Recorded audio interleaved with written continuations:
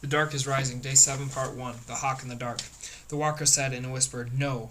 "Hawken," Merriman said again, gently. "Every man has a last choice after the first, a chance of forgiveness. It is not too late. Turn, come to the light." The voice was scarcely audible, a mere husking breath. "No." The flames hung still and stately round the great hall. No one moved. "Hawken," Merriman said, and there was no command in the tone, but only warmth and entreaty. "Hawken, liege man, turn away from the dark. Try to remember. There was love and trust between us once." The walker stared at him like a doomed man, and now in the pointed, lined face Will could see clearly the traces of the small, bright man Hawken, who had been brought forward out of his time for the retrieving of the Book of Grimmere, and had, through the shock of facing death, betrayed the old ones to the dark. He remembered the pain that had been in Merriman's eyes as they watched that betrayal begin, and the terrible certainty with which he had contemplated Hawken's doom. The walker still stared at Merriman, but his eyes did not see. They looked back through time as the old man discovered all that he had forgotten, or pushed out of his mind. He said slowly, with mounting reproach, "You made me risk my life for a book. For a book. Then because I looked at kinder masters, you sent me back to my own time, but not as I had been before. You gave me the doom of bearing the sign." He grew stronger with pain and resentment as he remembered. "The sign of bronze. Through the centuries you changed me from a man into a creature, always running, always searching, always hunted. You stopped me from growing decently old in my own time, as men after their lives grow old and tired and sink to sleep in death. You took away my right to death. You sent me in my own century with the sign long, long ago, and you made me carry it through 600 years until this age." His eyes flickered towards Will and flashed with hatred. "Until the last of the old ones should be born, to take the sign from me. You, boy, it is all through you. This turning in time that took away my good life as a man, it was all on your account, before you were born and after, for your danged gift of Grimmere. I lost everything I had ever loved." "I tell you," Merriman cried out, "you may come home, Hawken. Now. It is the last chance. You may turn to the light and be as you were." His proud, towering figure leaned forward, beseeching, and Will felt pain for him, knowing that he felt it was his own misjudgment that had brought his servant Hawken into betrayal in the life of the wretched walker, a whining shell committed to the dark. Merriman said huskily, "I pray you, my son."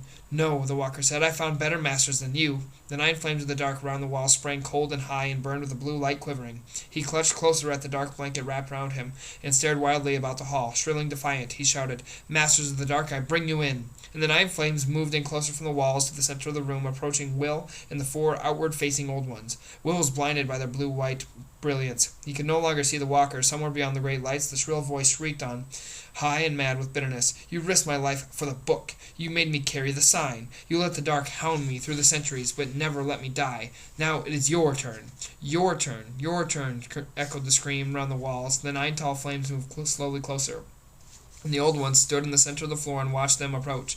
Beside the earth, Merriman turned slowly towards the center of the room. Will saw that his face was impassive again, the deep eyes dark and empty, and the lines drawn firm, and he knew that no one would see any strong, self-revealing emotion on that face for a very long time. The walker's chance to turn back to the mind and heart of Hawken had come and been rejected, and now it was gone forever. Merriman raised both arms, and the cloak fell from them like wings. His deep voice whipped into the crackling silence. "Stop!" The 9 flames paused and hung. "In the name of the Circle of Signs," Merriman said, clear and firm, "I command you to leave this house." The cold light of the dark that was all around the hall, behind the great standing flames, flickered and crackled like laughter, and out of the blackness beyond, the voice of the Black Rider came. "Your circle is not complete, and has not that force," he said mockingly, "and your liege man has called us into this house, as he did before and can again. Our liege man, my lord, the hawk, is in the dark. You can drive us from here no longer, not with flame, nor force, nor conjoined power. We shall break your sign of fire before it can be released, and your circle will never be joined. It will break in the cold, my lord, in the dark and the cold." Will shivered. It was growing cold indeed in the hall, very cold. The air was like a current of chill water coming at them from all sides. The fire in the great earth gave out no warmth now, no warmth that was not sucked in by the cold, blue flames of the dark all around. The 9 flames quivered again, and as he looked at them, he could have sworn that they were not flames, but gigantic icicles, blue-white as before, but solid, menacing, great pillars ready to topple inward and crush them all with weight and cold. "Cold," said the Black Rider softly from the shadows. "Cold." Will looked at Merriman in alarm. He knew that each of them, every old one in the room, had been thrusting against the dark with every power he possessed since the rider's voice began, and he knew that none of it had had any effect. Merriman said softly, softly. "Hawken lets them in, as he did in his first betrayal, and we cannot prevent that. He had my trust once and gives it him still that power, even though the trust is gone. Our only hope is what was in the beginning, that Hawken is no more than a man. When the spells of the deep cold are made, there is little that can be done against them." He stood frowning as the ring of blue-white fire flickered and danced. Even he looked cold, with a dark pinched look round the bones of his face. "They bring in the deep cold," he said half to himself, "the cold of the void, of black space." And the cold grew more and more intense, cutting through the body into the mind. Yet the flames of the dark seemed at the same time to grow dim, and Will realized that his own century was again fading in around them, and that they were back in Miss Graythorne's manor. And the cold was there too. Everything was changing now. The murmur of voices had dropped from a cheerful buzz to an anxious mutter, and the tall room was only dimly lit by candles set in candlesticks, and cups and plates wherever there was space. All the bright electric lamps were dark, and the long metal radiators that warmed most of the room gave off no heat. Merriman swooped bafflingly up near him with the speed of one returned from brisk errand. His cloak was subtly different, changed to the sweeping overcoat he had worn earlier that day. He said to Miss Graythorne, "There's not much we can do down here, ma'am. The furnace is out, of course. All the electric power lines are quite dead, so is the telephone. I have had all the house blankets and quilts brought out, and Miss Hampton is making quantities of soup and hot drinks." Miss Graythorne nodded in brisk approval. "Good thing we kept the old gas stoves. They wanted me to change, Lion, when we had the central heating done. I wouldn't, though. Electricity, bah! Always knew the old house didn't approve. I am having as much wood as possible brought in to keep the fire up," Merriman said, but in the same instant, as if in mockery, a great hissing and steaming came from the broad fireplace, and those nearest it jerked away, choking and sputtering, through the sudden in-blown cloud of smoke. Will could see Frank Dawson and old George working to clear something out of the fire, but the fire had gone out. "Snow down the chimney," Farmer Dawson called. "We'll need buckets, Mary. Quickly. There's a right mess here." "I'll go," Will shouted and bolted from the kitchen, glad of the chance to move, but before he could get to the door through the huddled groups of chilled, frightened people, a figure rose up before him to block his way, and two hands caught his arms in a grip so tight that he gasped in sudden pain. Bright eyes bored into his, glittering with wild triumph, and the walker's high, thin voice was screeching in his ear. Old one, last of the old ones, you know what's going to happen to you. The cold is coming in, and the dark will freeze you, cold and stiff, and all of you helpless. No one to protect the little signs on your belt." "Let go," Will twisted angrily, but the old man's hold on his wrist was the clasp of madness. "And you know who will take the little signs, old one? I shall. The poor walker. I shall wear them. They are promised to me in reward for my services. No lords of the light ever offered me such reward, or any other. I shall be the sign-seeker. I shall, and all that would have been yours at last shall come to me." He grabbed for Will's belt, his face twisted with triumph, spittle wringing his mouth like foam, and Will yelled for help. In an instant John Smith was at his side, with Dr. Armstrong close behind, and the big Smith had pinned the walker's clutching hands behind his back. The old man cursed and shrieked, his eyes burning with hatred at Will, and both men had to struggle to hold him back. At length they had him trapped and harmless, and Dr. Armstrong drew back with an exasperated sigh. "This chap must be the only warm object in the country," he said. "Of all times to run berserk, pulse or no pulse, I'm going to put him to sleep for a while. He's a danger to the community and to himself." Will thought, rubbing his sore wrist, if he only knew quite what sort of danger he is. Then suddenly he began to see what Merriman had meant. "Our only hope is what was in the beginning, that Hawken is no more than a man." "Keep him there, John, while I get my bag." The doctor disappeared. John Smith, one big fist grasping the walker's shoulder and the other both his wrists, winked encouragingly at Will, jerked his head to the kitchen. Will suddenly remembered his original errand and ran. When he came tearing back with two empty buckets swinging from each hand, there was a fresh commotion at the fireplace. A new hissing had begun, smoke spewed out, and Frank Dawson came staggering backwards. "Hopeless," he said furiously, "hopeless. You get the earth clear for a moment, and more snow comes pouring down. And the cold." He looked despairingly about him. "Look at them, Will." The room was misery and chaos, small babies wailing, parents huddling their bodies round their children to keep them warm enough to breathe. Will rubbed his chill hands together and tried to feel his feet and face through the numbness of cold. The room was becoming colder and colder, and from the freezing world outside there was no sound even of the wind. The sense of being within two levels of time at once still hovered in his mind, though all that he could feel now of the ancient manor was the awareness, ominous and persistent, of the 9 great ice candles glimmering round 3 sides of the room. They had been ghost-like, scarcely visible when first he found himself brought back by the new cold to his own time, but as the cold grew more intense, so they were growing clearer. Will stared at them. He knew that somehow they embodied the power of the dark at its midwinter peak, yet he knew, too, that they were part of an independent magic harnessed by the dark, which, like so much else in their long battle, could be taken away by the light if only the right thing were done at the right time. How? Dr. Armstrong was coming back towards the sick room with his black bag. Perhaps there might, after all, be one way, just one, of stopping the dark before the cold could reach the point of destruction. One man, unwitting, giving help to another. This might be the one small event to turn aside all the supernatural force of the dark.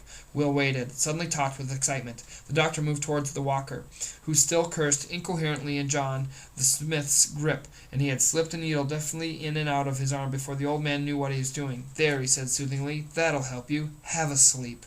Instinctively Will moved forward in case there was a need of help, and saw as he did so that Merriman and Farmer Dawson and old George were drifting closer too. Doctor and patient were closed in by a ring of old ones, all around, protecting against interference. The walker caught sight of Will and snarled like a dog, showing broken, yellowing teeth. "Freeze, you'll freeze," he spat out at him, "and the signs will be mine, whatever you try, whatever." But he faltered and blinked, his voice dropping as the drug began to spread its drowsiness over him, and even as suspicion began to show in his eyes, the eyelids drooped. Each of the old ones took a step or two forward, tightening the circle. The old man blinked again, showing the whites of his eyes in a horrid flash, and then he was unconscious, and with the mind of the walker closed, the dark's way into the house was closed too. Instantly there was a difference in the room, a slackening of tension. The cold was less fierce, the unhappiness and alarm all around them like a fog began to lessen. Dr. Armstrong straightened up, a questing, puzzled expression in his eyes. The eyes grew wider as he saw the circle of intent faces ringing him round. He began indignantly, "What do—" But the rest of the words were lost to Will, for all at once Merriman was calling them out of the crowd, urgently, silently, in the speech of the mind that men could not hear. The candles of the winter, take them before they fade." The 4 old ones scattered hastily into the hall, where the strange blue-white cylinders still hung ghostly round the 3 walls, burning their dead, cold flames. Going swiftly to the candles, they grasped them, 2 in each hand. Will, smaller, leapt hastily on a chair to seize the last. It was cold and smooth and heavy to his touch, like ice that did not melt. In the moment that he touched it, he was giddy. His head whirled. And he was back in the great hall of that earlier time with the other 4, and beside the earth the lady was sitting in her high-backed chair again, with the smith's blue-eyed wife sitting at her feet.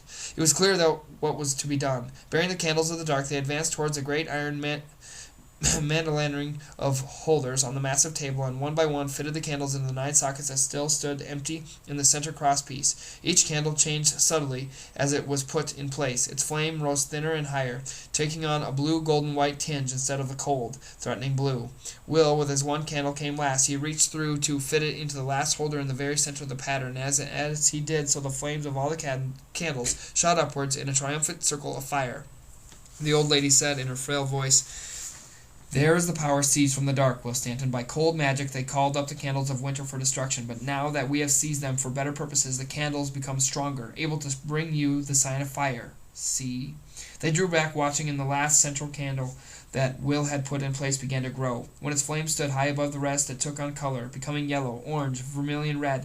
As it still grew, it changed, became a strange flower on a strange stem. A curved, many-petaled blossom blazed there, each petal a different shade of the colors of flame. Slowly and gracefully each petal opened and fell, floating away, melting into the air, and in the end, at the tip of the long curved stem of the flame-red plant, a glowing round seed-pod was left, waving gently for a moment, and then in a quick, silent burst breaking open, its 5 sides of unfolding all at once were like stiffer petals. Inside was a golden red circle of a shape they all knew. The lady said, "Take it, Will."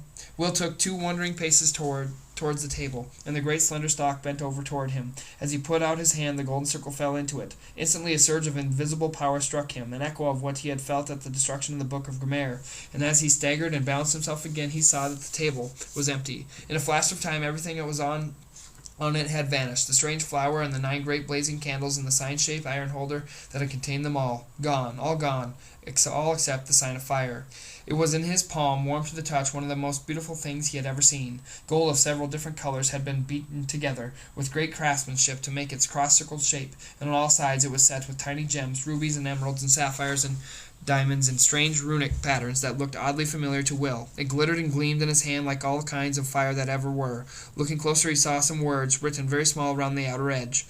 "Lick mektet workin," Merriman said softly. "The light ordered that I should be made."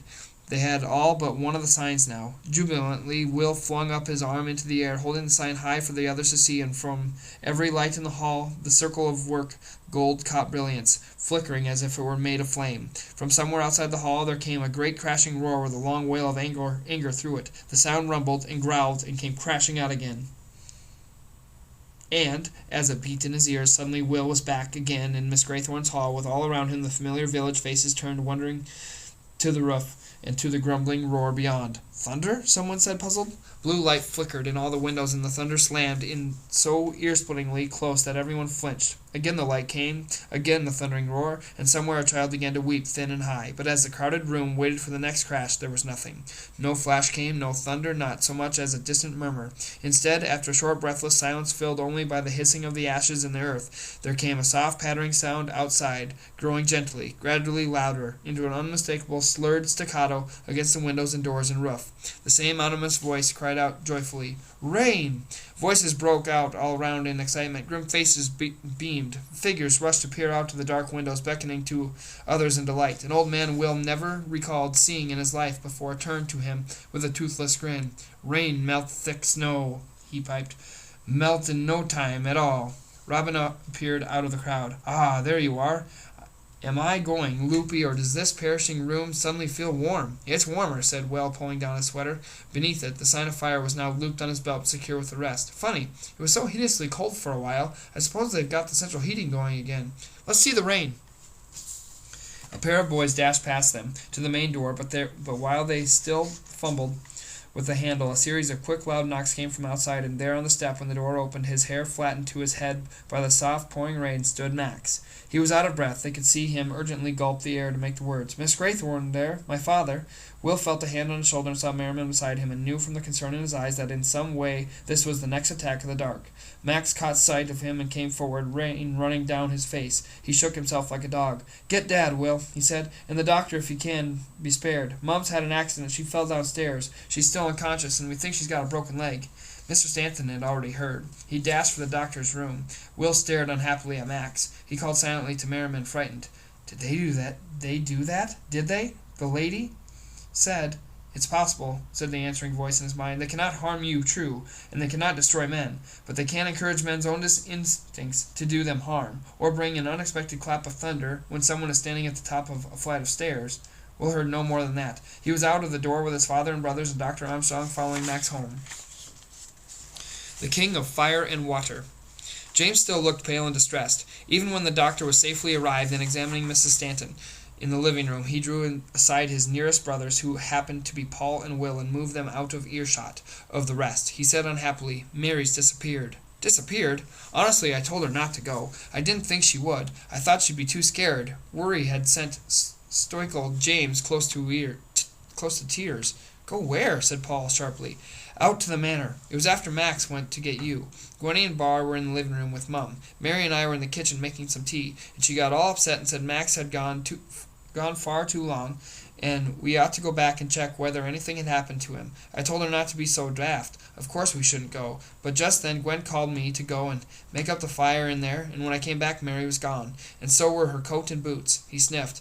"I couldn't see any sign of where she'd gone. Outside, the rain had started, and there weren't any footprints. I was just going to go out after her without saying anything, because the girls had enough to worry about, but then you came, and I thought she'd be with you, only she wasn't." "Oh dear," said James woefully.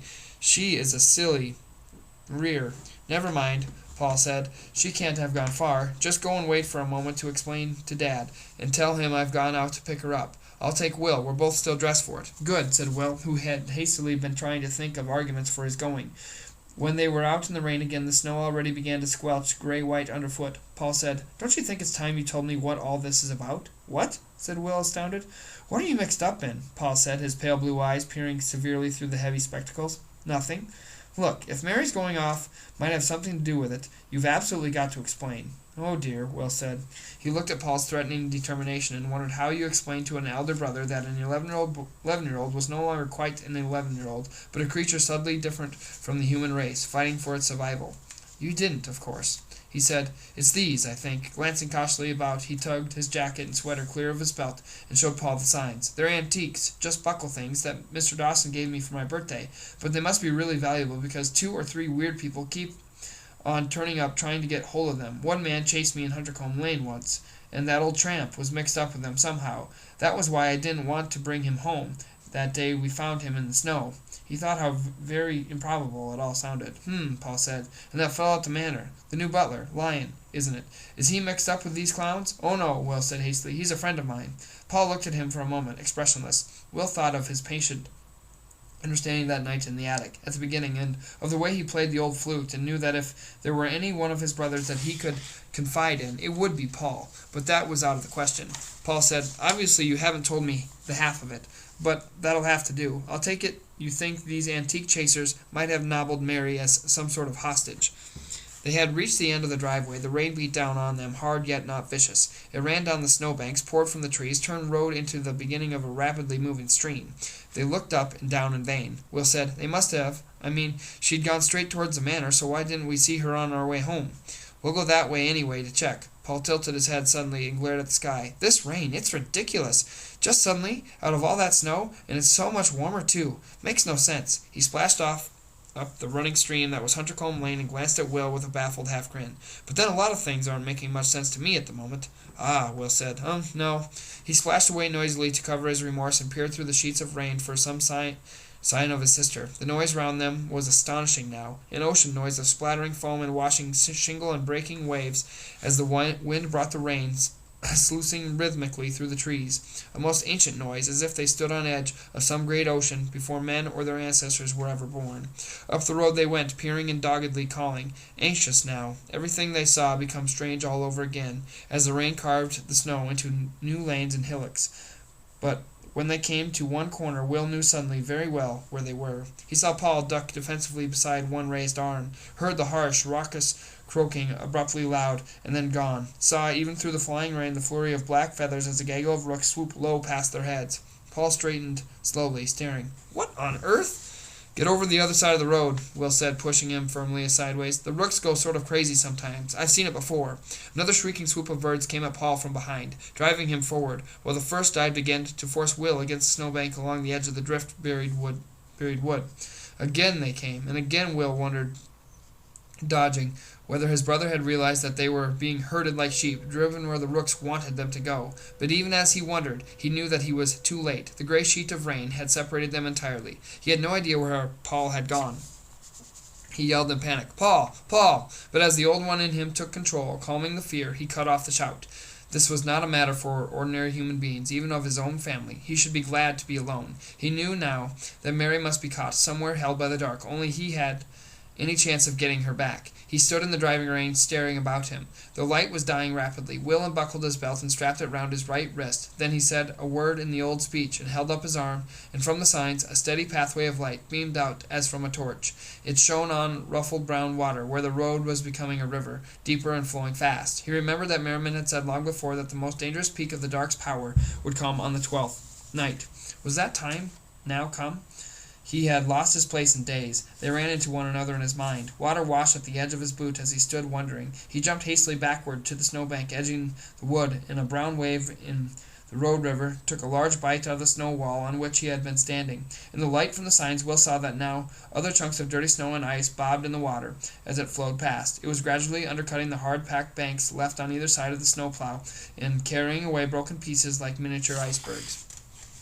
Other things were there in the water too. He saw a bucket bob past him, a toughed object that looked like a sack of hay. The water must be rising high enough to carry things away from people's gardens, perhaps his own among them. How could it rise so fast? As if in answer, the rain hammered at his back, and more snow broke beneath his foot, and he remembered that the ground underneath him must still be frozen, bone-hard by the great cold that had paralyzed the land before the rain came. Nowhere would this rain be able to soak into the soil. The thawing of the land would take far longer than the melting of the snow, and in the meantime the snow water had nowhere to go, no alternative but to run over the surface of the frozen countryside looking for a river to join. The floods would be dreadful, Will thought, worse than they've ever been before, worse even than the cold. But a voice broke in on him, a shout through the rushing water and roaring rain. He stumbled over the slushing mounds of snow to peer through the murk. The shout came again. Will, over here! Paul? Will called hopefully, but he knew it was not Paul's voice. Here, over here!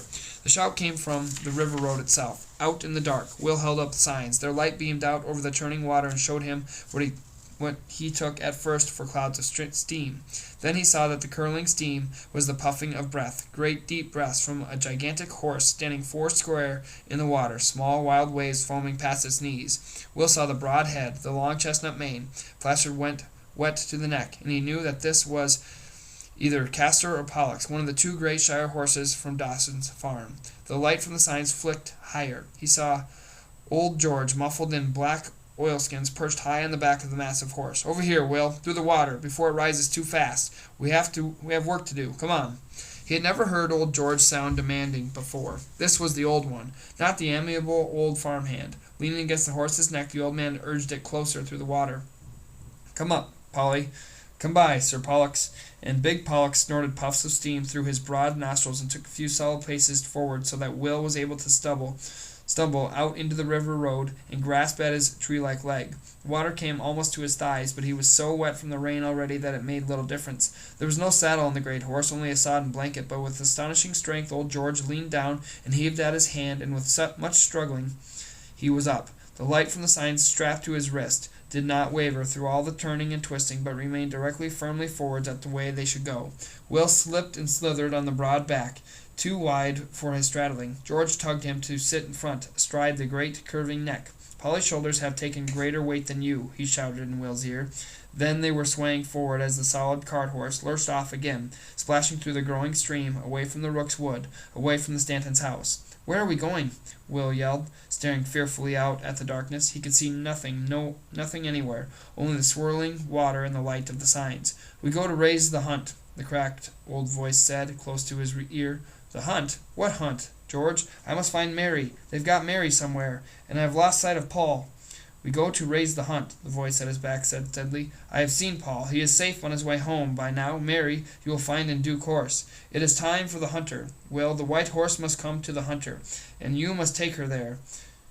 This is the ordering of things you have forgotten. The river is coming to the valley, and the white horse must come to the hunter, and then we shall see what we shall see. We have work to do, Will."